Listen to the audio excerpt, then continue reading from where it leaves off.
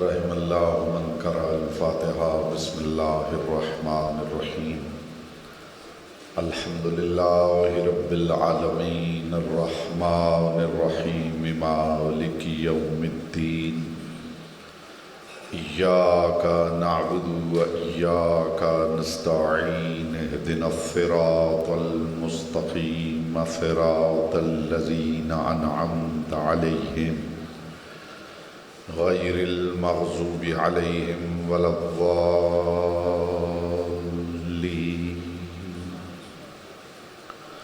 فصل علی محمد وآلہ الطیبین ولعنۃ اللہ علی اعدائہم اجمعین۔ مل کے بلند آواز سے صلوات پڑھیں محمد و آل محمد۔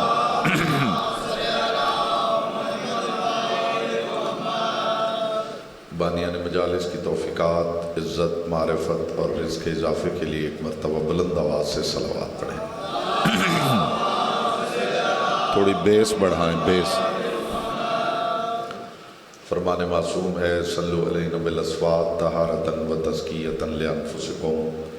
ہم پر درود پڑھو تو بآواز بلند پڑھو تاکہ تمہارے نفسوں سے نجاست جاتی رہے، طہارت آتی رہے۔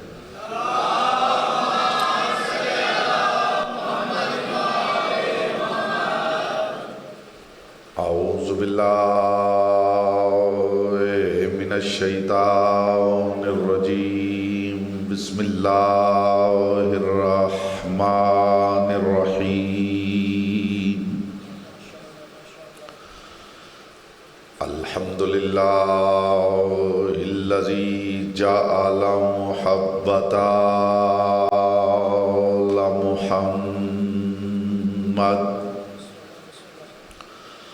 نعیما دائما وحسنا قائما،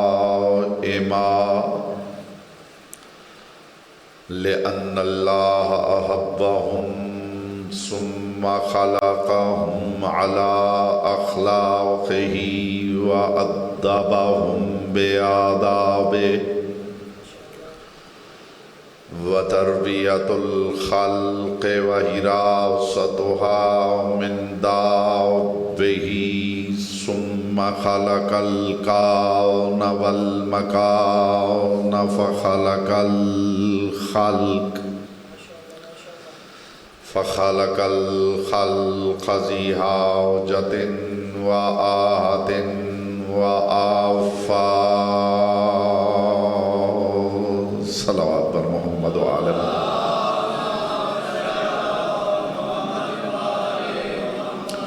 اما بعد فقد قال اللہ تبارک و تعالی فی کلامہ الاعلی وکتابہ المبین والمتین والحسین۔ بسم اللہ الرحمن الرحیم۔ ما کان محمد ابا احد من رجالکم ولکن رسول اللہ وخاتم النبیین۔ صلوات پر محمد علیہ۔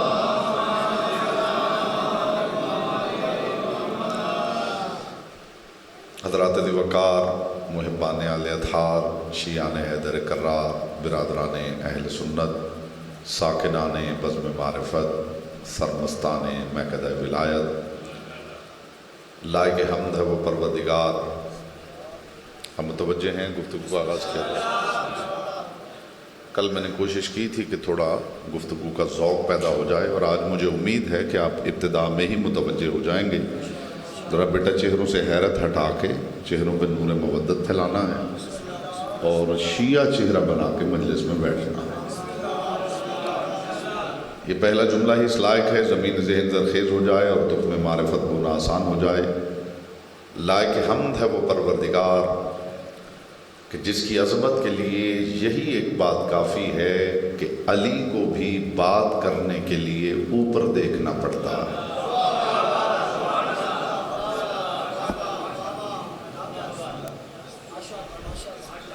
جی، ہم علی والے کوئی بہکے ہوئے لوگ نہیں، جنہیں خدا کا ہی پتہ نہیں، جنہیں رسول کا ہی پتہ نہیں، یہ ہم مانتے ہیں کہ ہم علی علی زیادہ کرتے ہیں، لیکن یہ جو ہم علی علی زیادہ کرتے ہیں اس کا مقصد یہ نہیں کہ ہم علی کو رسول سے بڑھانا چاہتے ہیں یا خدا سے ملانا چاہتے ہیں۔ اس کی وجہ صرف یہ ہے کہ ہمارے نزدیک توحید اور رسالت ایک نماز ہے جس کے وضو کا نام علی ہے۔ یہ بات ہے بیٹا، دائیں بائیں سے جلدی سیکھنا ہے کہ مجلس کیسے سنتے ہیں۔ تو دنیا کی کوشش کرے کہ ہم علی والے، ہم رسالت کو بھی جانتے ہیں، ہم نے توحید صنم قدوں کے متولیوں سے نہیں سیکھی، ہمیں ایک بت شکن نے سکھایا ہے کہ خدا کون ہے۔ تو ہم شان توحید بھی جانتے ہیں، میں ابتدا ہی پروردگار سے کرتا ہوں تاکہ لوگوں کو پتہ چلے کہ علی والوں کے نزدیک معیار خدا کیا ہے۔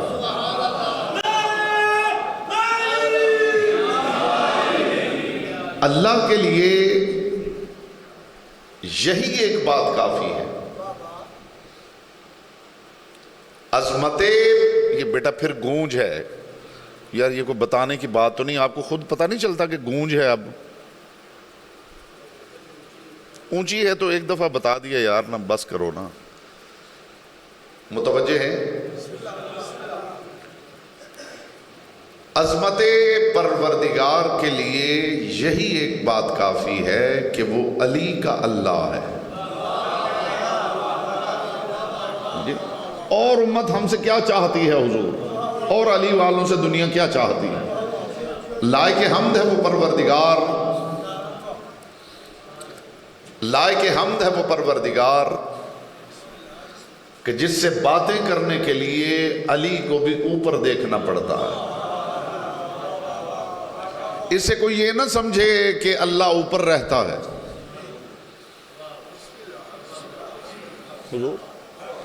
وہ اور لوگوں کا نظریہ ہے، وہ اور لوگوں کی سوچ ہے، وہ اور لوگوں کی فکر ہے کہ اوپر ساتواں آسمانوں سے اوپر ایک عرش ہے اور عرش پہ کرسی ہے اور کرسی پہ اللہ بیٹھا ہوا ہے۔ جو کرسی پہ بیٹھ جائے گا وہ محدود نہیں ہو جائے گا، جو محدود ہو جائے گا وہ خدا رہے گا۔ کیا خیال ہے؟ جو تخت کے اوپر بیٹھ جائے وہ محدود ہو جائے گا، محدود ہوگا تو خدا نہیں رہے گا۔ یہ الگ بات ہے کہ دنیا علی والوں کے پاس آئے تو علی والے بتائیں کہ عرش کیا ہے، کرسی کیا ہے، جس پہ خدا کا اقتدار ہے۔ مجھے علی کی پاک نالین سے اڑنے والی طاہر گرد کے چمکتے ہوئے مقدس تبرک کی قسم، اپنے صحابہ کی محفل میں بیٹھے ہوئے محمد مصطفیٰ نے سیدہ اور علی کے گھر کی طرف اشارہ کر کے کہا، سقفہم عرش الرحمن، ان کے گھر کی چھت اللہ کا عرش ہے۔ پڑھ لیجئے گا، بہار الانوار پڑھ لیجئے گا۔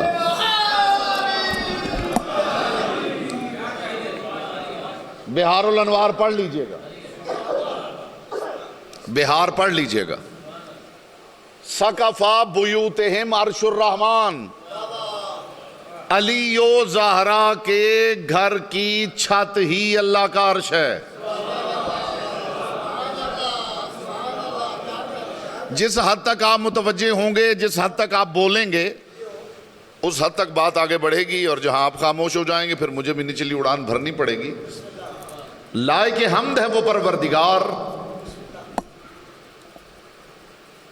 کہ جس سے بات کرنے کے لیے علی کو بھی اوپر دیکھنا پڑتا ہے۔ اب میں یہ بات کر کیوں رہا ہوں؟ کچھ لوگوں کا خیال ہے کہ اللہ اوپر رہتا ہے، اوپر رہتا ہے تو پھر نیچے نہیں، جو ہر جگہ نہیں وہ اللہ نہیں۔ کیا خیال ہے میرے خاموش بھائی جو پیچھے بیٹھے ہیں، جو پیچھے بیٹھے ہیں، جو مجلس سننے والوں کو دیکھ رہے ہیں، وہ اگر مجلس سننے والوں میں شامل ہو جائیں تو شعور کا تبرک پیش کروں، وہ اوپر ہے تو نیچے نہیں، نیچے نہیں تو پھر ہر جگہ نہیں، ہر جگہ نہیں تو پھر اللہ نہیں۔ تو پھر سوال ایک بڑا ویلڈ کوسچن ہے جو سرکار صادق العطرت کی بزم میں کیا گیا ہے کہ فرزند رسول کیا خدا اوپر ہے؟ امام نے فرمایا وہ ہر جگہ ہے۔ اس نے کہا وہ کہاں ہے؟ امام نے فرمایا وہ کہاں نہیں ہے کہ بتاؤں کہ کہاں ہے، وہ کہاں نہیں ہے کہ بتاؤں کہ کہاں ہے۔ تو اسے کہا فرزند رسول اس کا مطلب ہے ہر جگہ ہے؟ امام نے فرمایا ہر جگہ ہے۔ ایسے جوابات اگر کہیں اور سے ملتے ہوں تو ہمیں لے جاؤ اس دروازے پر۔ ہم نے کوئی منت نہیں مانی تھی کہ ہم نے 12 ہی ماننے ہیں، ہمیں 13واں اسماء یار کا ملا ہی نہیں ہے۔ تمہارے پاس اسماء یار کا کوئی 13واں ہو؟ کچھ ہمارے مومن اس لیے مجلس سے دور بیٹھتے ہیں کہ بولنا نہ پڑے۔ مفت کی مجلس سن کے آ جائیں وہ بلکہ فخر کرتے ہیں الحمدللہ مجھے تو 40-50 سال ہو گئے مجلس سنتے ہوئے، جبریل بھی مجلس پڑھ جائے میں ٹس سے مس نہیں ہوتا ہوں۔ پھر سے نہ مجلس کو کچھ فرق پڑتا ہے۔ ہاں نقصان بتا دوں مجلس سے ہٹ کے بیٹھنے کا نقصان سمجھ لیجئے۔ آپ زیادہ سے زیادہ یہ کریں گے کہ دور بیٹھیں گے تو داد نہیں دیں گے، یہی ہوگا؟ نہیں، یہ نقصان نہیں۔ نقصان جانتے ہیں کیا ہے؟ جو مجلس سے دور بیٹھتا ہے سب سے پہلے تو وہ ان میں شامل نہیں ہو پاتا جو ان کا ذکر سن کے اظہار خوشی کرتے ہیں، اور پھر اگلا نقصان یہ ہوتا ہے کہ کچھ دیر گزرنے کے بعد اسے احساس ہوتا ہے کہ بغیر بولے بھی مجلس سنی جا سکتی ہے، اور پھر آہستہ آہستہ اس عظیم گھر کے مالک نام لینے والی توفیق بھی واپس لے لیتے ہیں۔ پھر یہ ہوتا ہے کہ سارا مجمع نعرہ حیدری پہ یا علی کہتا ہے اور وہ بندہ چپ کر کے بیٹھا رہتا ہے، پھر نام علی لینے کی توفیق بھی چھین لی جاتی ہے۔ ایک صلوات پڑھیے بلند آواز سے محمد و آل محمد۔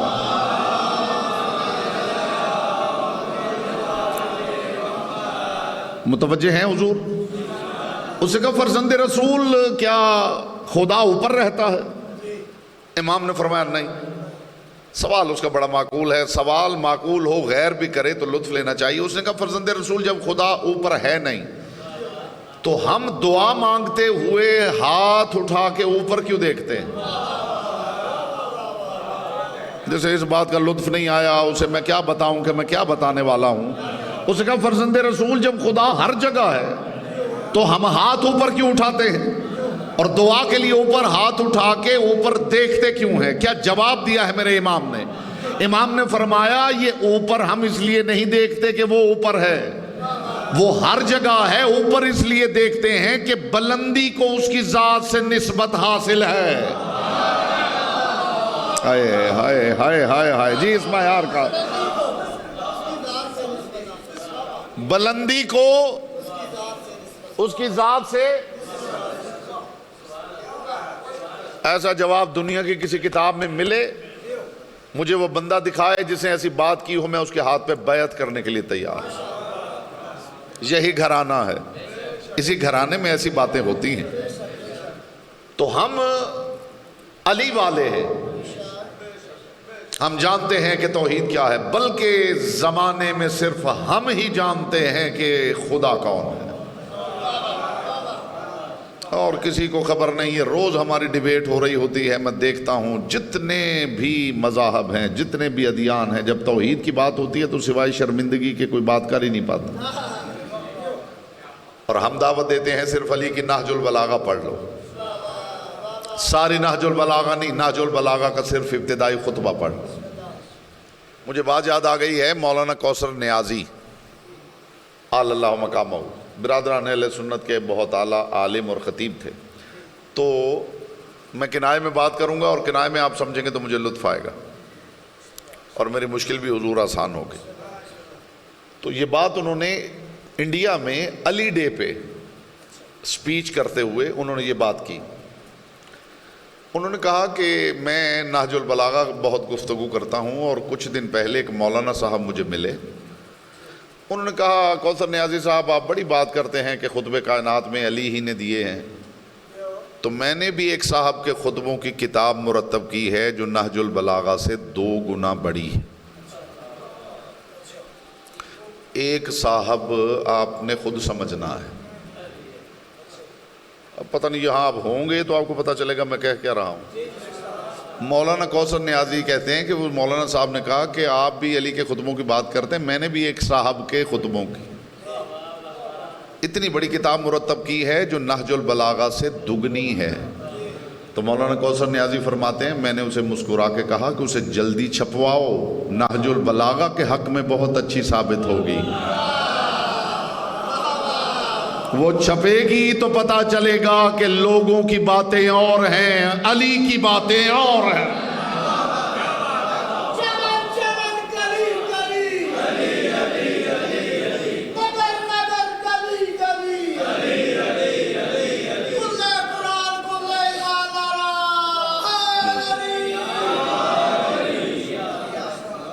میں آپ کو سنی سنائی باتیں سنانے نہیں آیا ہوں، میں اپنا ریسرچ ورک ممبر پہ لے کے آتا ہوں، اور اگر آپ قدردانی کریں گے تو میرے پاس معرفت کے بڑے موتی ہیں، وہ آپ کی جھولیوں میں ڈال دوں گا، چپ کر کے بس مجھے گھورتے رہیں گے تو بھی میں پڑھ ہی کے چلا جاؤں گا، فکر نہ کریں۔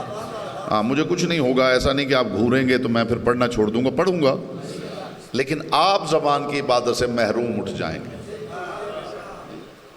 معصوم فرماتے ہیں ہماری بات ہو رہی ہو تو بات سن کے بولنا حق کی تائید میں لکھا جاتا ہے۔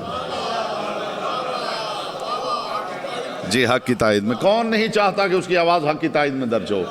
لائق حمد ہے وہ اللہ کہ جس سے باتیں کرنے کے لیے علی کو بھی اوپر دیکھنا پڑتا ہے، پھر لائق درود ہے وہ مصطفیٰ جس کی زبان سے نکلا ہوا اول ما خلق اللہ نوری بتا رہا ہے کہ 14 اکٹھے ہوں تو اکیلے محمد بنتے ہیں۔ بس جس کا حصہ تھا یہ بات اسی کے لیے تھی میرے بھائی، یہ جس کا حصہ تھا یہ بات اسی کے لیے تھی۔ 14 اکٹھے ہوں، آؤ دنیا میں جتنے بھی شان رسالت پڑھنے والے ہیں وہ مجلس میں آ جاؤ، اس سے بڑا جملہ شان رسالت کا پڑھ کے دکھاؤ، میں غلام بن جاتا ہوں۔ 14 اکٹھے ہوں تو اکیلے محمد بنتے ہیں۔ اول ما خلق اللہ نوری، کائنات کے رسول نے فرمایا سب سے پہلے اللہ نے میرے نور کو خلق کیا، وقسم اللہ ذالک النور بنصفین، پھر اس نور کے 2 برابر حصے کیے، ایک کو محمد قرار دیا، دوسرے کو علی قرار دیا، پھر 2 کے 5 کر دیے، پھر 5 کے 12 کر دیے، پھر 12 کے 14 کر دیے۔ کائنات کے رسول نے فرمایا تھا یا علی انت منی و انا منک، علی میں تجھ سے ہوں تو مجھ سے، حسن منی و انا منہ، حسن مجھ سے ہے میں حسن سے، حسین منی و انا منہ، حسین مجھ سے ہے میں حسین سے ہوں، فاطمہ تو بضعۃ منی، فاطمہ میری بضعہ ہے، اور یہ نہ ہوتی تو کچھ خلق نہ ہوتا، اس کا مطلب ہے کہ فاطمہ مجھ سے ہے میں فاطمہ سے ہوں۔ تو دیکھیے بات آج کی دنیا میں ہمارے پڑھے لکھے بچے وہ سوچتے ہیں، وہ کہتے ہیں جناب یہ فرض کیجئے کہ سونا ہے اور سونے کو ڈھال کے زیور بنا دیا گیا، انگوٹھی بنا دی گئی، اب یہ انگوٹھی چاندی میں سے ہے، چاندی تو انگوٹھی میں سے نہیں، بولیے بیٹا بات سمجھ میں آ رہی ہے؟ یہ انگوٹھی چاندی میں سے ہے، چاندی تو انگوٹھی میں سے نہیں، ایسا ہی ہے۔ یہ کیسے مان لیا جائے کہ علی محمد سے ہیں اور محمد علی سے ہیں؟ اگر سوال غیر معقول ہے تو رہنے دیتا ہوں، کوئی اور بات کر لیتا ہوں۔ جی میں ابہام دور کر رہا ہوں حضور، میرا کام ہی یہ ہے، میں ممبر پہ کانسیپٹس کلیئر کرتا ہوں، میں ابہام دور کرتا ہوں۔ بہت ساری چیزیں ایسی ہیں جو آپ نے مانی ہوئی ہیں مگر کھولا نہیں ہے، وہ مانے ہوئے کو کھولنا ہی میرا کام ہے۔ یہ تو سمجھ میں آ گیا کہ علی محمد سے ہیں، یہ کیسے سمجھ میں آئے کہ محمد علی سے ہیں؟ یہ سمجھ میں آ گیا کہ حسن محمد سے ہیں، یہ کیسے سمجھ میں آئے کہ رسول بھی حسن سے ہیں؟ یہ سمجھ میں آ گیا کہ حسین رسول سے ہیں، یہ کیسے سمجھ میں آئے گا کہ رسول بھی حسین سے ہیں؟ تو مثال اتنی سادہ دے رہا ہوں کہ بچہ بھی بات کو سمجھے۔ فرض کیجئے 10 گرام سونا ہے، چلیے 14 گرام کر لیجئے، جی چلیے کم کرتے ہیں، 5 سے شروع کرتے ہیں، 5 گرام سونا ہے، اور وہ جو 5 گرام سونا ہے اس میں سے آپ نے 1-1 گرام الگ کر لیا، سونے میں سے 1-1 گرام الگ کر لیا،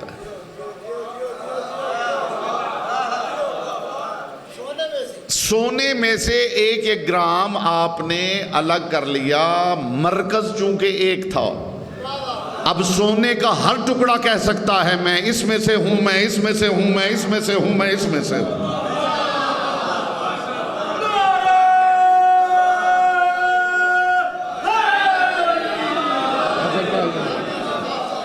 جی چونکہ مرکز ایک تھا، ایک ہی مرکز سے الگ ہوئے، تو اب یہ کہہ سکتا ہے میں اس میں سے ہوں، یہ کہہ سکتا ہے میں اس میں سے ہوں، یہ کہہ سکتا ہے میں اس میں سے ہوں، یہ کہہ سکتا ہے میں اس میں سے ہوں۔ مجھے علی کی پاک ولایت کی قسم، اس سے بڑی بات میرے کوزہ عرفان میں نہیں آگے، آپ کا نصیب ہے۔ مجھے علی، دیکھیے جب آپ یہاں بہت سارے اسٹوڈنٹس بیٹھے ہوں گے کلاس روم میں، جب کوئی ٹیچر یا کوئی پروفیسر یا لیکچرر غالب کا شعر پڑھتا ہے تو پھر وہ تشریح کرتا ہے، ایسا ہی ہے، تشریح کرتا ہے، تشریح کر کے وہ بچوں کو سمجھاتا ہے۔ تو جو جتنا صاحب علم ہوگا اتنی وسیع تشریح کرے گا۔ جیسے ہم جہاں بیٹھتے ہیں حدیث پڑھتے ہیں، پھر اس کی تشریح کرتے ہیں، قرآن پڑھتے ہیں اس کی تشریح کرتے ہیں، تو جس کے پاس جتنا علم ہوگا اتنی زیادہ تشریح کرے گا۔ مگر ایک بات یاد رکھیے گا، یہ جو تشریح ہوتی ہے یہ دلیل علم نہیں ہوتی، یہ سننے والے کے لیے دلیل جہالت ہوتی۔ تھوڑا ذہنی مشقت کریں تو آپ کو لطف آئے گا۔ یہ جو تشریح ہوتی ہے یہ دلیل علم نہیں ہوتی، یہ جو سن رہا ہو، تشریح سن رہا ہو، اس سننے والے کی جہالت پہ دلیل ہوتی۔ اس لیے کہ اگر وہ جاہل نہ ہوتا تو اتنی تشریح کرنے کی ضرورت کیا تھی؟ ہائے ہائے ہائے ہائے ہائے ہائے ہائے، میں نے کہا تھا اس سے بڑی بات میرے کوزہ عرفان میں نہیں ہے۔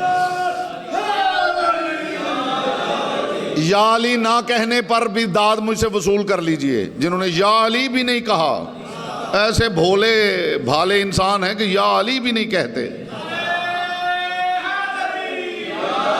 یا علی، یا علی جی، اگر زندگی میں کوئی شاعر آپ کو آ کے شعر سنائے تو کبھی بھول کے بھی اسے یہ نہ کہہ دیجئے گا کہ مجھے شعر کی تشریح بھی کر کے سناؤ۔ اگر آپ نے یہ کہہ دیا نا، زندگی میں انشاءاللہ دوبارہ آپ کو شعر نہیں سنائے گا۔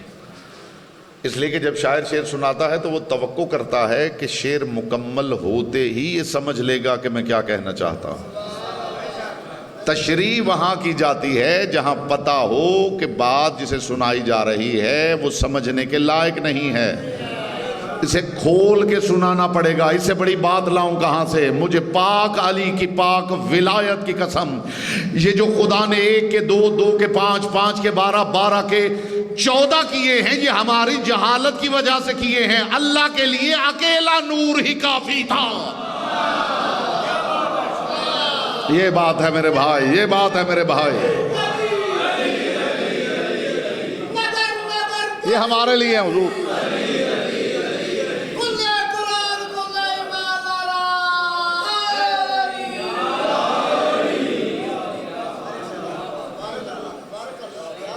یہ جو اس نے 1 کے 2، 2 کے 5، 5 کے 12، آئیے نہیں صاحب آپ کا انتظار ہے جناب۔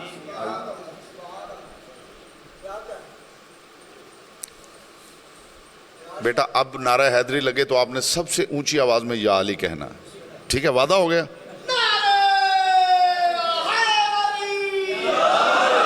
شاباش شاباش میرے بچے، یہ علی ہے، یہ علی ہے۔ علی کے معاملے میں خدا سستیاں برداشت نہیں کرتا ہے، وہ پروردگار اپنے حق میں سستی برداشت کر لیتا ہے، علی کے حق میں سستی برداشت نہیں کرتا ہے۔ یہ جو اس نے 1 کے 2، 2 کے 5، 5 کے 12، 12 کے 14 کیے ہیں، یہ ہماری جہالت کی وجہ سے کیے ہیں۔ اس کے لیے اکیلا نور ہی کافی تھا۔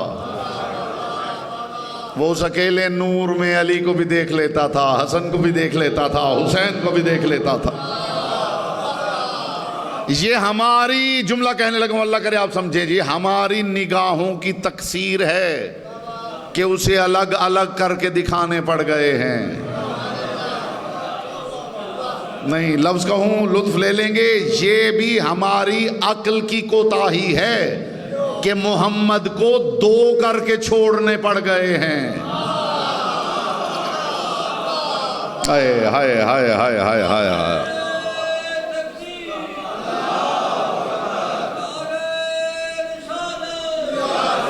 اونچا اونچا بیٹا اونچا.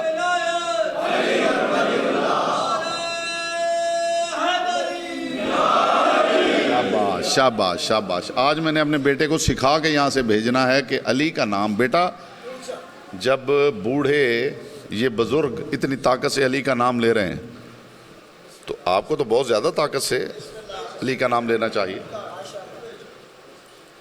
لائق درود ہے وہ مصطفیٰ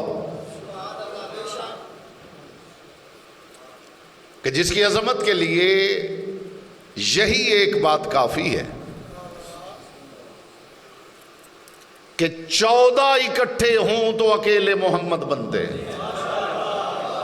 ہائے ہائے ہائے ہائے ہائے ہائے ہائے ہائے. جی یہ ہے شان محمد مصطفیٰ, یہ ہے شان محمد مصطفیٰ. الحمدللہ الحمدللہ آپ کی زمین ذہن زرخیز ہو گئی. تخم معرفت میں نے بولیے اور اب میں چاہتا ہوں کہ کچھ بالیاں نکلیں. وہ پروردگار عالم اپنی کتاب یطیب البیان میں ارشاد فرما رہا ہے ما کان محمد نبا احد من رجالکم ولکن رسول اللہ وخاتم النبیین. جس خدا نے کہا تھا نا محمد تمہارے مردوں میں سے کسی کے باپ نہیں, اسی خدا نے کہا نجران کے عیسائیوں سے کہو فقل تعالوا ندعو ابناءنا وابناءکم. اگر تم قرآن سے نہیں مانتے تو ذرا بلندی پہ آؤ, ہم بلاتے ہیں اپنے بیٹوں کو. اور قرآن پڑھ کے سمجھنے کی کوشش کرنے والوں, قرآن پڑھ بھی لیا جائے, قرآن سمجھ بھی لیا جائے تو علی کے گھر کو سمجھنے کے لیے بلندیوں پہ جانا پڑتا ہے. پڑھ لیجئے گا نیر صاحب, لغت انہیں پڑھائیے گا اپنے سامعین کو کہ تعالو کا مطلب آؤ نہیں, بلندی پہ آؤ. قرآن کی باتیں یہاں ہو رہی ہیں, اب بلندی پہ آؤ. میں حسن کو لاتا ہوں, میں حسین کو لاتا ہوں. تو وہ جو نجران کے عیسائی آئے تھے انہوں نے سمجھا کوئی بادشاہ ہے, جیسے دوسرے بادشاہ ہوتے ہیں تو بادشاہ کے پاس جب جاتے ہیں تو لوگ کوشش کرتے ہیں کہ بن سور کے مزین ہو کے اچھے لباس پہن کے. تو انہوں نے بھی بڑے ریشمی کرتے اور سونے اور چاندی کے کنگن اور سونے اور ہیرے کی انگوٹھیاں جی, اور جو عصا پکڑے ہوئے ہیں وہ بھی مرصع ہیں, ان کے اوپر بھی نگینے جڑے ہوئے ہیں. وہ سارے کا سارا ڈیلیگیشن جو اب تک خاموش بیٹھا ہے اسے زبان کی عبادت کا موقع فراہم کر رہا ہوں. وہ سارا ڈیلیگیشن مسجد نبوی میں داخل ہوا اور رسول رونق افروز ممبر تھے. جیسے ہی داخل ہوئے رسول خدا نے دیکھ کے چہرہ موڑ لی. یہ بات بھی آپ نے 1000 مرتبہ خطبہ ذاکرین سے سنی ہے, لیکن جو تبرک آل محمد کے دروازے سے اس حقیر کو ملا ہے وہ انشاءاللہ آپ کو لگے گا کہ نیا بھی ہے اور تازہ بھی ہے. جی سنائی ہوئی بات, سنی ہوئی بات میں یہاں کرنے نہیں آیا ہوں. رسول نے انہیں دیکھا اور چہرہ موڑ لیا. جیسے ہی چہرہ موڑا, اب یہ بھی انٹرنیشنل لوگ تھے جی, انٹرنیشنل لوگ تھے. انہیں بھی پتا تھا کہ جب کہیں جائیں اور جو میزبان ہے وہ چہرہ ہی موڑ لے تو پھر بے وقوفوں کی طرح بڑھے ہی نہیں چلے جاتے. ہائے ہائے ہائے, سمجھیے کچھ ادبی بات بھی سمجھیے. ہائے ہائے ہائے ہائے جی. فوراً واپس پلٹے اور مسجد نبوی کے دروازے کے باہر کھڑے ہو گئے. اب لوگ اکٹھے ہونا شروع ہو گئے. وہ جو سونے سے مروب لوگ تھے, وہ جو زرق برق لباسوں سے مروب لوگ تھے, وہ سارے ارد گرد اکٹھے ہونے شروع ہو گئے. انہوں نے کہا کہ کوئی تم میں سے بتا سکتا, لطف لے لیجئے گا اس جملے کا, اللہ کرے آپ لطف لے سکے ورنہ میرا لطف جاتا رہے گا. انہوں نے کہا کہ کوئی بتا سکتا ہے کہ مسلمانوں کے نبی نے ہمیں دیکھ کے چہرہ کیوں موڑ لیا؟ ہر کوئی خاموش تھا. جب انہوں نے دیکھا نا کوئی نہیں بولتا تو وہ جو ان کا سردار تھا نا عاقب, اس نے کہا کوئی بتا نہیں سکتا تو کوئی اس کے بارے میں بتا سکتا ہے جو بتا سکتا ہے. ہائے ہائے ہائے ہائے ہائے جی, کوئی اس کے بارے میں بتا سکتا ہے. ہائے ہائے, پھر لطف لیجئے گا, پھر لطف لیجئے گا. کوئی بتا نہیں سکتا تو کوئی اس کے بارے میں بتا سکتا ہے جو بتا سکتا ہے۔ ہر طرف سے ایک ہی آواز آئی، علی۔ یوں محمد کی محفل میں اکثر علی علی ہوا کرتا تھا۔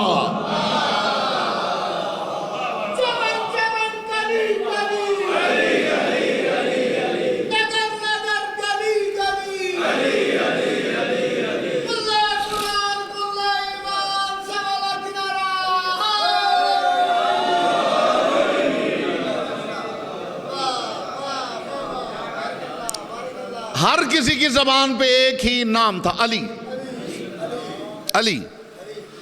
اب کیا ہوا کہ لے کے انہیں دروازہ علی پہ پہنچ گئے، اندر سے علی برآمد ہوئے۔ اب پھر لطف لیجئے گا، اندر سے علی برآمد ہوئے، دروازہ کھلا، علی نے انہیں دیکھا، کہنے لگے مسئلہ کیا ہے؟ وہ جو عاقب تھا وہ آگے بڑھا، اس نے کہا کہ ہم نجران سے آئے ہیں اور ہم نے سنا تھا کہ مسلمانوں کا نبی خلق عظیم کا مالک ہے، کوئی مہمانوں کے ساتھ ایسا بھی کرتا ہے کہ ہم آئے اور دیکھ کے چہرہ ہی موڑ لیا؟ کائنات نثار کروں علی کے اس جملے پر۔ علی نے سب کو سر سے پاؤں تک دیکھا اور دیکھنے کے بعد کہا اگر چاہتے ہو محمد تمہارا استقبال کرے تو پہلے یہ زنانہ لباس اتارو۔ آئے آئے آئے آئے آئے آئے آئے آئے آئے آئے آئے آئے، یہ زنانہ لباس اتارو، یہ زنانہ لباس اتارو، مردانہ وجاہت کے ساتھ جاؤ، یہ ریشمی لباس عورتوں کے لیے ہوتے ہیں، مردوں کے لیے نہیں۔ یہ سونے کے زیورات عورتوں کی زینت ہے، مردوں کی نہیں۔ سونے کے کنگن اتر گئے اور انگوٹھیاں اتر گئیں اور ریشمی فراک اتر گئے، کھدر کے لباس پہنے ہوئے، سر پہ پگڑیاں سجائے ہوئے۔ اب منظر دیکھیے جو اب تک نہیں بول سکا اور زبان کی عبادت نہیں کر سکا، میں اس کو موقع دے رہا ہوں۔ منظر یہ تھا کہ علی آگے آگے تھے، نجران کے عیسائی پیچھے پیچھے تھے۔ جیسے ہی مسجد نبوی کی دہلیز پہ علی کا قدم آیا، وہی رسول جس نے دیکھ کے چہرہ موڑ لیا تھا، محمد اٹھ کے کھڑے ہو گئے۔ کسی صحابی نے کہا یا رسول اللہ یہ نجران کے وہی عیسائی ہیں۔ رسول نے فرمایا ہم یہ نہیں دیکھتے کون آ رہا ہے، یہ دیکھتے ہیں کس کے پیچھے آ رہا ہے۔ ہائے ہائے ہائے، ہم یہ دیکھتے ہیں حضور، ہم یہ دیکھتے ہیں بھائی۔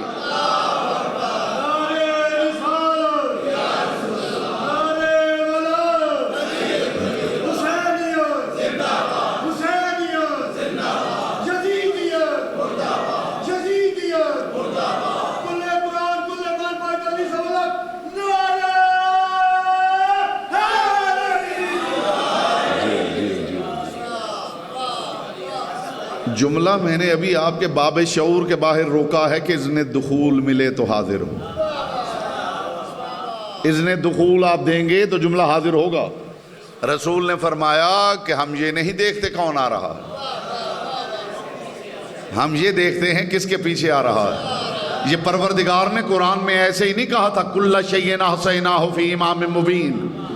یہ پروردگار عالم نے میں ابھی میرے محترم نے ابھی بیٹھک میں بیٹھے ہوئے بات کی ہے، تو اگر آپ اجازت دیں تو مومنین کی امانت ہے یہاں بھی سنا دو۔ میرے محترم نے کہا کہ کسی نے سوال کیا ہے کہ علی جب معراج پہ گئے، اگر علی معراج پہ گئے، جی اچھا بیان کیا، کسی نے بیان کیا تو سوال ہی بن گیا نا جناب جی۔ تو علی اگر وہاں گئے تھے تو زمین تو خالی ہو گئی علی تھی، اور آپ ہی بتاتے ہیں کہ حجت خدا سے کوئی جگہ خالی ہو جائے تو فنا ہو جاتی۔ دیکھیے کتنا اسٹرانگ کویسچن ہے کہ آپ نے سوال پہ داد دی ہے۔ ابھی جو آپ داد دے رہے ہیں حضور، یہ سارے وہ سوال پہ داد دے رہے ہیں، لیکن ابھی جواب پہ اللہ جانے آپ کیا کریں گے۔ علی اگر یہاں نہیں ہے وہاں ہیں تو زمین علی سے خالی ہے، اور حجت خدا سے کوئی جگہ خالی ہو جائے تو وہ برباد ہو جائے، وہ تباہ ہو جائے۔ تو پھر اس کا صاف صاف مطلب ہے کہ علی وہاں نہیں تھے، علی یہیں تھے۔ تو میں نے محترم کے سامنے پہلا جواب یہی رکھا ہے کہ اگر کسی جگہ کے خالی ہونے سے، حجت خدا کے خالی ہونے سے وہ برباد ہو جاتی ہے اور علی وہاں نہیں تھے تو یہاں تھے، تو آسمان کیسے بچے ہوئے ہیں؟ ہائے ہائے ہائے ہائے، جی حضور، جی جی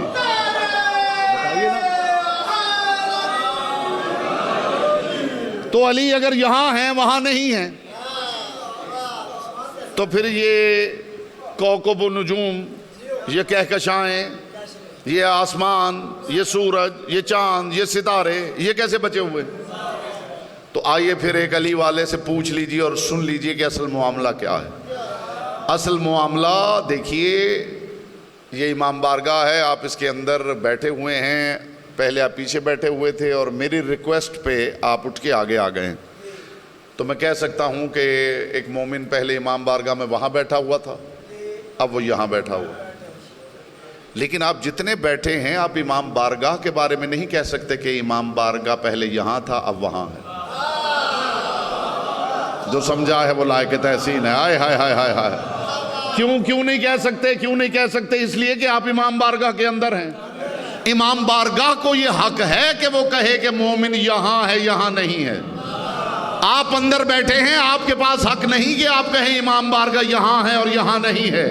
میں مانتا علی یہاں ہے وہاں نہیں ہے، اگر علی کائنات میں رہتا ہوتا، قرآن کہتا وَكُلَّ شَيْءٍ أَحْصَيْنَاهُ فِي إِمَامٍ مُبِينٍ، میں نے علی کو کائنات میں نہیں، کائنات کو علی کے اندر رکھا ہوا ہے۔ کائنات کو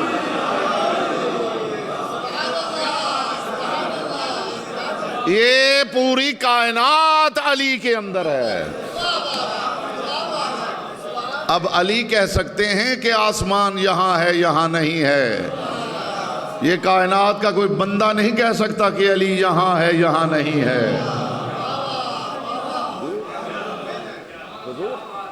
کتنی سادہ سی بات ہے، یقین کیجئے اتنا مشکل فلسفہ ہے جسے سادہ ترین لفظوں میں، نیّر صاحب کی فرمائش پہ میں نے سادہ ترین لفظوں میں آپ کی سماعتوں سے قلوب میں اتارا ہے۔ ہم یہ نہیں دیکھتے کہ کون آ رہا ہے، ہم یہ دیکھتے ہیں کس کے پیچھے آ رہا ہے۔ اب آپ سمجھے کہ پروردگار نے اپنی کتاب لا ریب میں کیوں ارشاد فرمایا ہے وَلَقَدْ كَرَّمْنَا بَنِي آدَمَ وَفَضَّلْنَاهُمْ عَلَىٰ كَثِيرٍ مِّمَّنْ خَلَقْنَا تَفْضِيلًا یوم ندعو کل اناس بامامہم، محشر میں سب کو امام کے نام سے بلاؤں گا۔ آئے ہائے ہائے ہائے ہائے ہائے، محشر میں کس کے نام سے بلائے گا؟ امام کے نام سے۔ کس کے نام سے؟ امام کے نام سے۔ 10 20 50 اللہ والے میرے پاس لائیے جن کا خیال ہے کہ ہم اللہ والے ہیں، جن کا خیال ہے کہ ہم اللہ والے ہیں، وہ اس علی والے کے پاس لائیے تاکہ میں کچھ علاج کر سکوں۔ خدا ارشاد فرما رہا ہے کہ یوم ندعو کل اناس، میں ہر کسی کو امام کے نام سے بلاؤں گا۔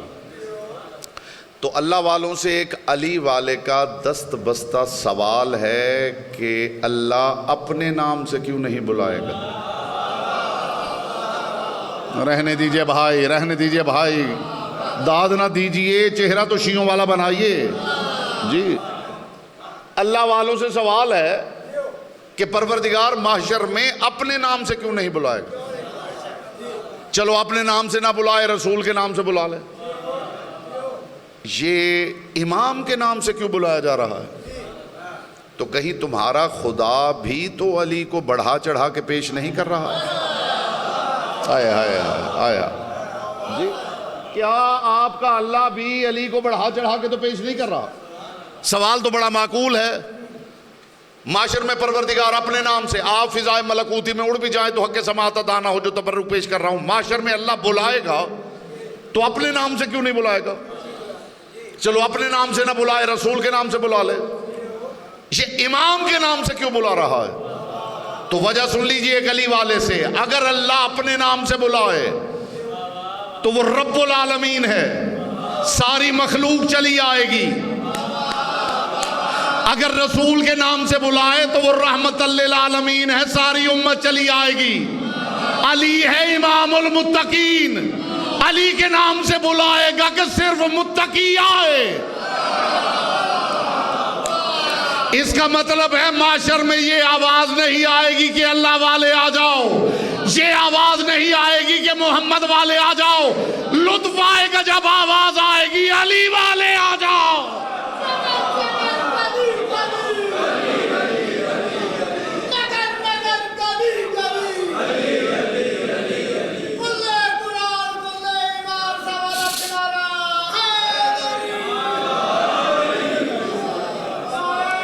اس وقت حضور پیسے نہیں پورے ہو جائیں گے۔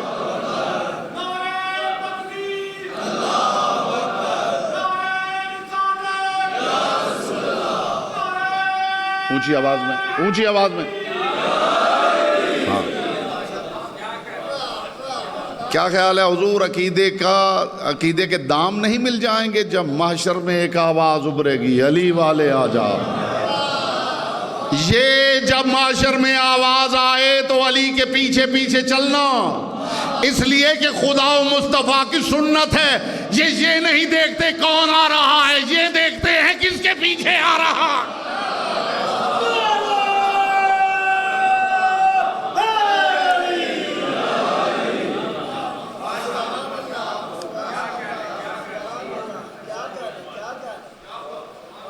تو پروردگار میدان معاشر میں علی کے نام سے بلائے،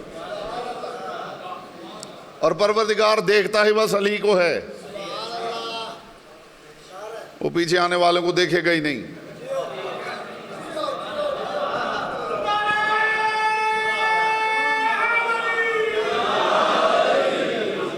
اور اگر کوئی اپنا من پسند امام لے کے اپیئر ہو گیا تو خدا پھر صرف امام ہی کو دیکھے گا، یہ نہیں دیکھے گا پیچھے کون آ رہا۔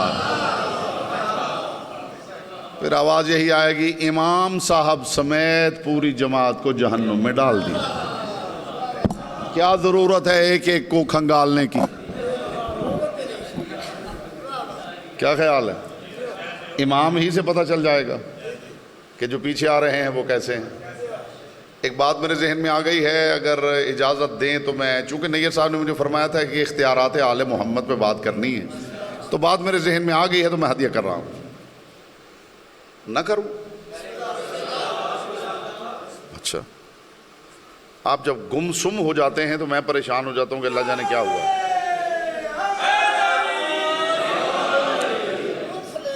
اچھا، بسم اللہ بسم اللہ، مالک آپ کو سلامت رکھے، میری باتوں کو محسوس نہ کیا کیجیے، میں ان بچوں کو سمجھا رہا ہوں تاکہ انہیں پتہ چلے کہ تہذیب مجلس کیا ہے، مجلس میں بیٹھتے کیسے ہیں، ٹھیک ہے؟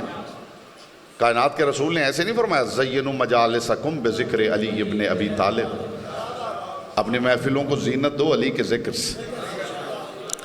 لیکن نیر صاحب ایک حدیث اور ہے جو ممبر سے سنائی نہیں گئی، موڈ ہو تو وہ سناؤ۔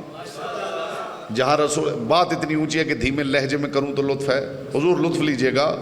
کائنات کے رسول نے جہاں یہ فرمایا نا زینوا مجالسکم بذکر علی ابن ابی طالب، اپنی محفلوں کو مجلسوں کو سجاؤ، زینت دو علی کے ذکر سے، وہاں رسول نے یہ بھی فرمایا زینوا مجالسکم بغیبت الفاسقین، علی کے دشمن کی برائیاں کر کے بھی اپنی محفل کو سجا لیا کرو۔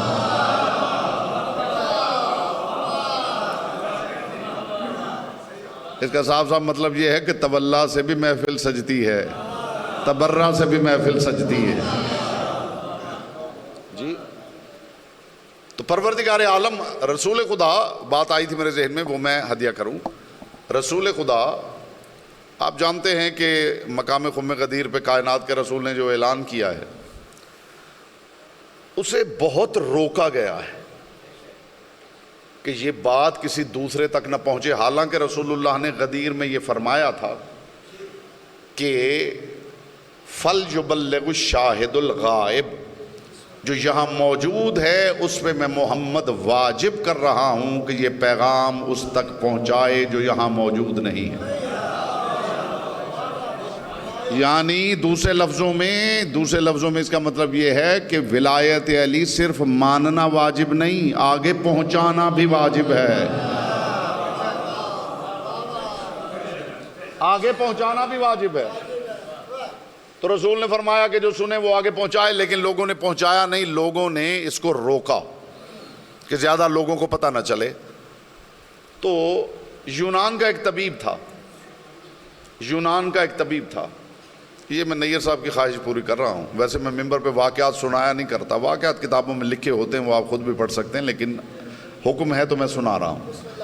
تو یونان کا حضور ایک طبیب تھا، وہ آیا مدینہ میں اور وہ چوراہے میں کھڑا تھا، ارد گرد لوگ کھڑے تھے، علی کا وہاں سے گزر ہو۔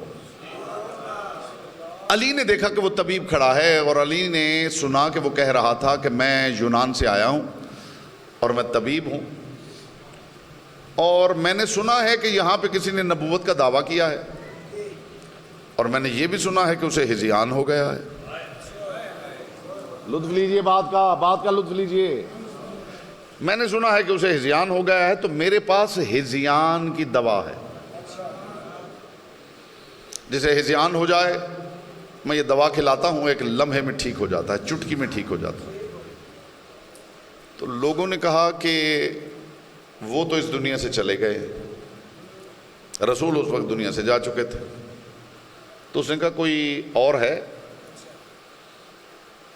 انہوں نے کہا وہ کھڑے ہیں، علی کی طرف اشارہ کی۔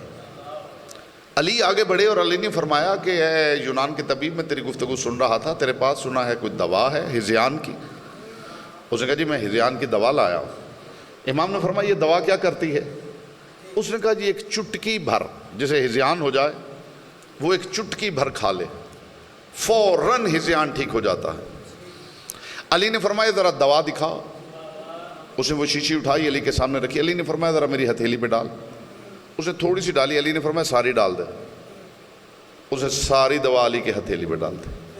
علی نے فرمایا کہ جو چٹکی بھر کھا لے اس کا ہذیان جاتا رہتا ہے، لیکن اسی کا جاتا ہے نا جسے ہذیان ہوتا ہے۔ آپ رہ گئے ہیں بھائی۔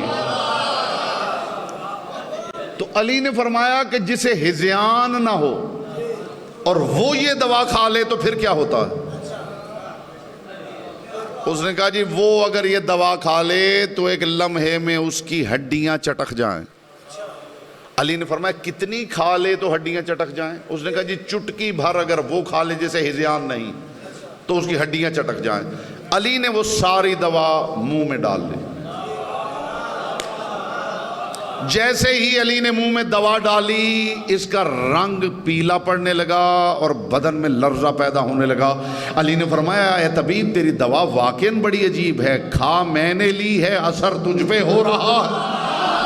ہائے ہائے ہائے ہائے ہائے، کھائی میں نے ہے اثر تجھ پہ ہو رہا ہے، کھائی میں نے ہے اثر تجھ پہ ہو رہا ہے۔ اس نے کہا یا علی اب قدم نہ اٹھانا، یہیں پہ بیٹھ جاؤ، اگر تم نے قدم اٹھایا تمہاری ہڈیاں چورا چورا ہو جائیں گی، چٹک جائیں گی۔ میرے پاس ایک اور دوا ہے، جب تک میں وہ نہ لے آؤں علی یہاں سے حرکت بھی نہ کرنا۔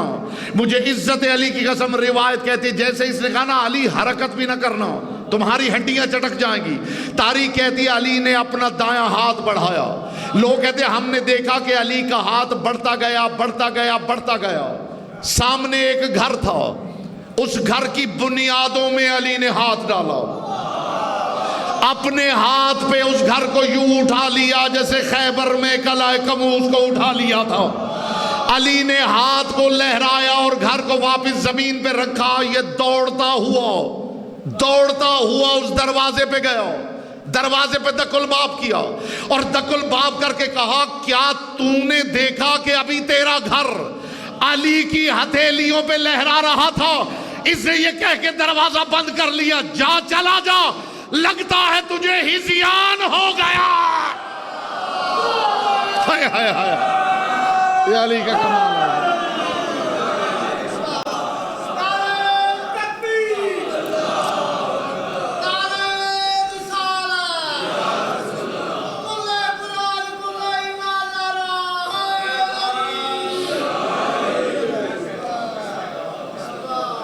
جو ہذیان کا علاج کرنے آیا تھا اس گھر والے نے کہا جا اپنا راستہ لے، لگتا ہے تجھے ہذیان ہو گیا۔ ایسا امام ہو تو لے آؤ، آج بھی لے آؤ۔ ہم نے منت، میرے پھر ایک بات ذہن میں آئی ہے حضور، ابھی آئی ہے ذہن میں تقریریں یاد کر کے نہیں کرتا، جو یہیں بیٹھے بیٹھے وہ عطا کرتے ہیں وہ میں سناتا رہتا ہوں۔ مجھے بات ایک یاد آ گئی ہے، علی ہمارا امام، اس قوم کو چاہتے ہو کہ اپنے امام منوا لو کہ جنہوں نے عباس کو امام نہیں مانا ہے۔ ہائے ہائے ہائے ہائے ہائے ہائے، اس قوم کی احتیاط پہ سلام ہے بھائی۔ جناب عباس میں کمی کیا ہے؟ بتائیے، کوئی کمی ہے؟ میرے چپ بیٹے کوئی کمی ہے جناب عباس میں؟ کوئی کمی نہیں، کوئی کمی نہیں۔ اس کے باوجود امامت کی فہرست میں عباس کا نام نہیں ہے۔ یہ علی والے ہیں، یہ علی سے کم کسی پہ مطمئن ہی نہیں ہوتے۔ آج اگر تم کوئی امام منوانا چاہتے ہو تو بسم اللہ، وہ ہمیں سورج پلٹا کے نہ دکھائے، وہ چاند و ٹکڑے کر کے نہ دکھائے، وہ درخت بلا کے نہ دکھائے، وہ پتھروں کو سونے کا بنا کے نہ دکھائے، ہم اس بندے کو امام مان لیں گے جو ہمارے سامنے آ کے صرف اتنا کہہ دے کہ مجھ میں کوئی عیب نہیں ہے۔ ہائے ہائے ہائے ہائے ہائے ہائے ہائے ہائے ہائے، بس اتنا کہہ دے حضور، لمبے چوڑے معجزے نہ دکھائے، بس اتنا کہہ دے کہ مجھ میں کوئی عیب نہیں ہے۔ تمہیں قیامت تک ایک ایسا نہیں ملے گا۔ ہمارے پاس 14 ہیں، نہ ذات میں عیب ہے نہ بات میں عیب ہے۔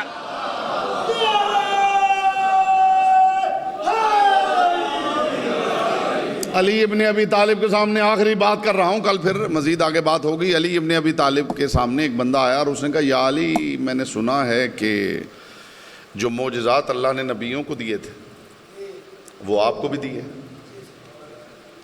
علی نے فرمایا میرے معجزے ہی بانٹے گئے ہیں۔ میں کہاں سے لاؤں وہ لفظ جو اتر جائیں آپ کے دل میں؟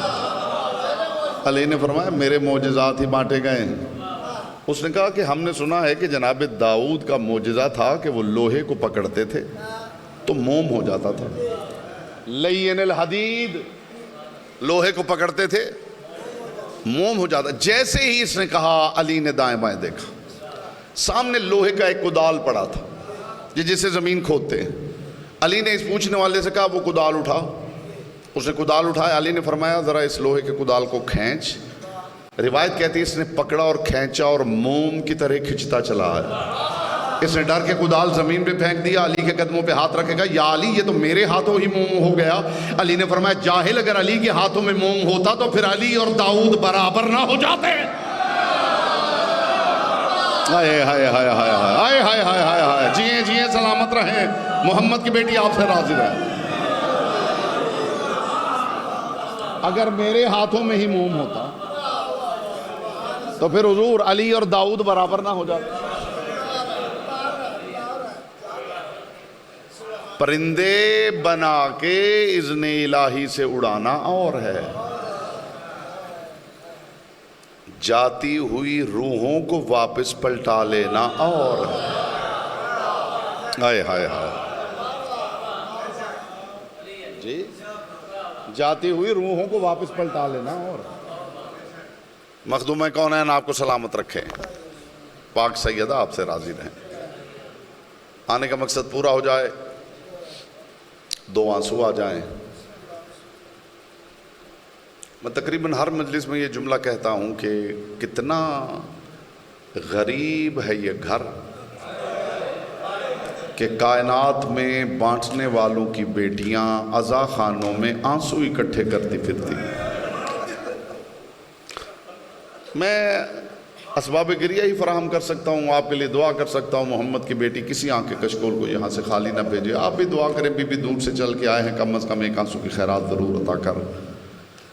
محمد مصطفیٰ نے دنیا چھوڑ دی، کہاں ہیں وہ لوگ جو کہتے پھرتے ہیں کہ علی نے فلاں کی بیعت کر لی تھی اور فلاں کی بیعت کر لی تھی؟ در زہرا کا جلنا دلیل ہے کہ علی نے کسی کی بیعت نہیں کی۔ کوئی سمجھا ہے میری بات کو؟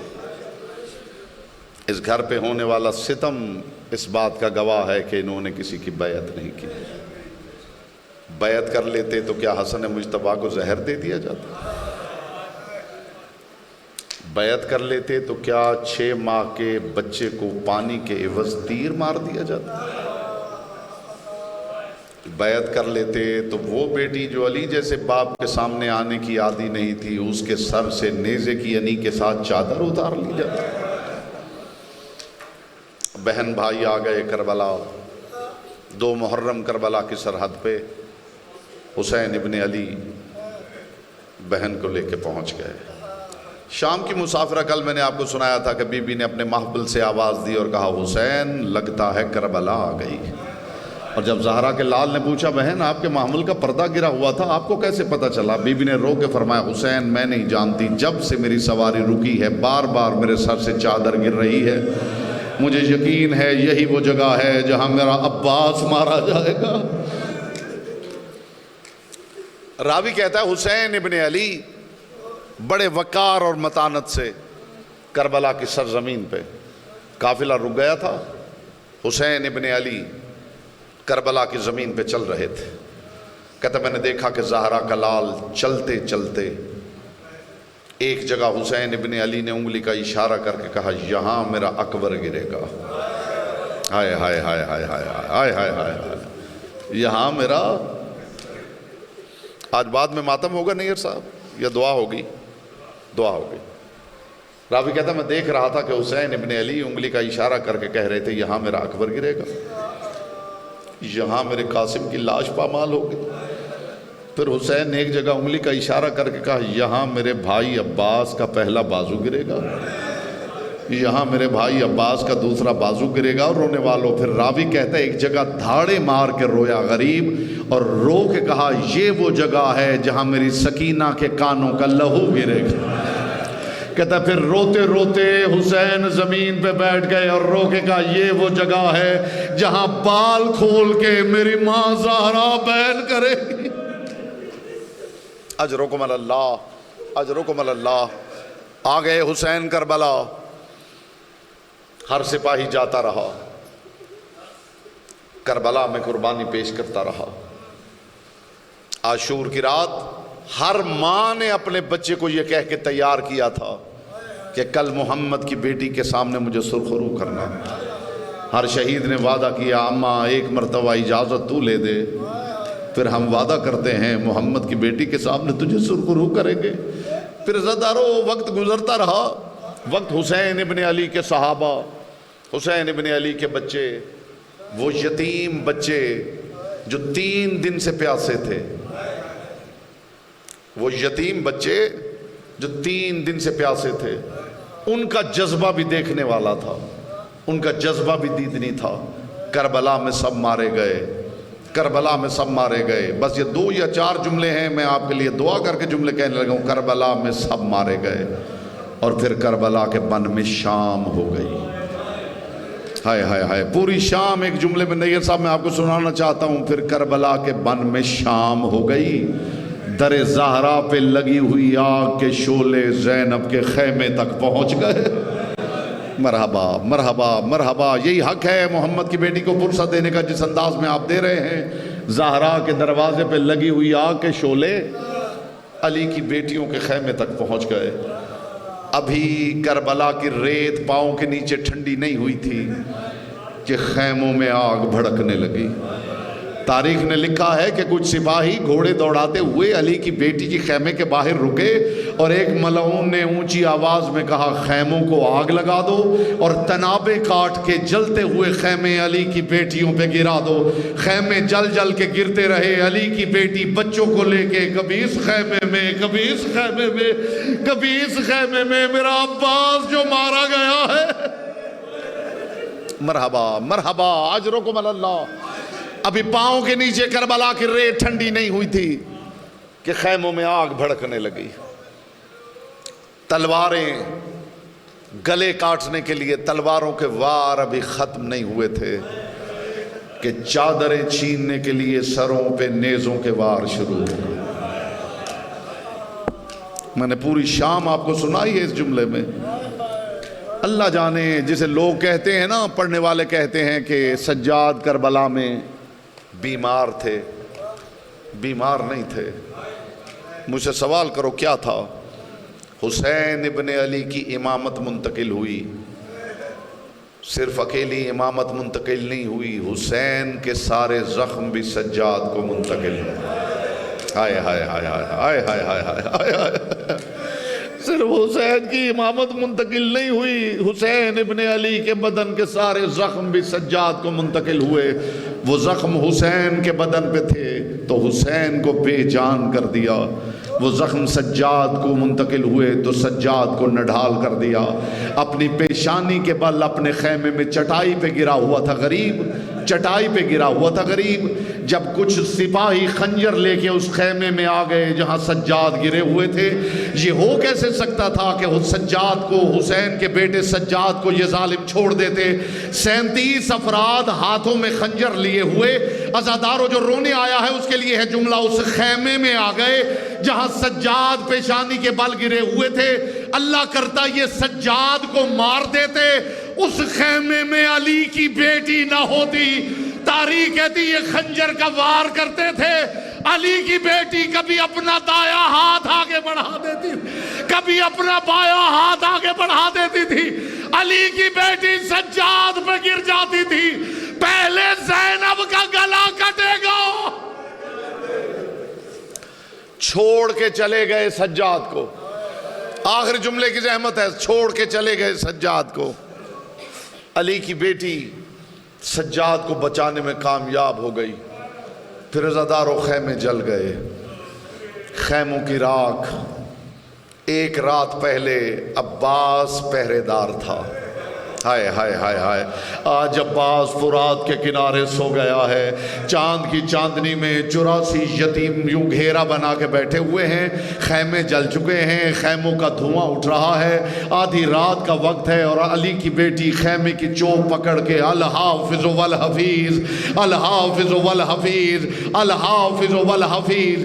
یا اچانک علی کی بیٹی نے دیکھا ایک گھوڑ سوار گھوڑا دوڑاتا ہوا آ رہا ہے، علی کی بیٹی کی نظر پڑی، علی کی بیٹی نے دیکھے گا گھوڑ سوار رک جا، تجھے زینب کہہ رہی ہے۔ عزاداروں گھوڑ سوار نہیں رکا، کچھ قدم اور آگے بڑھا، علی کی بیٹی کو جلال آیا، دیکھ کے کہنے لگی گھوڑ سوار رک جا، میں علی کی بیٹی کہہ رہی ہوں۔ عزاداروں گھوڑ سوار پھر نہیں رکا، کچھ قدم اور آگے بڑھا، اب علی کی بیٹی نہ رہی، علی بن گئی۔ خیمے کی چوب سیدھی کر کے بی بی نے کہا رک جا، میں عباس کی ملکہ کہہ رہی ہوں۔ عزاداروں گھڑ سوار نہیں رکا، گھڑ سوار قریب آیا، گھڑ سوار نے زین چھوڑی، ایک مرتبہ نقاب الٹا، زینب مجھے پہچان، میں تیرا بابا علی نجف چھوڑ کے آ گیا۔ بیٹی کو دلاسے دیتا رہا، علی نے پلٹ کے دیکھا، گھوڑے کے قدموں کے ساتھ ایک 4 سال کی بچی سسکیاں لے رہی ہے۔ علی نے دایاں ہاتھ آگے بڑھایا، سکینہ 2 قدم پیچھے ہٹی۔ دادا اپنی بیٹیاں سب کو پیاری ہوتی ہے، تیری بیٹی نے ایک مرتبہ بلایا، تو نجف چھوڑ کے آ گیا، میں قاتل کی منتیں کرتی رہی، نہ مار میرا پیاسا بابا۔ وَسَيَعْلَمُ الَّذِينَ ظَلَمُوا أَيَّ مُنقَلَبٍ يَنقَلِبُونَ۔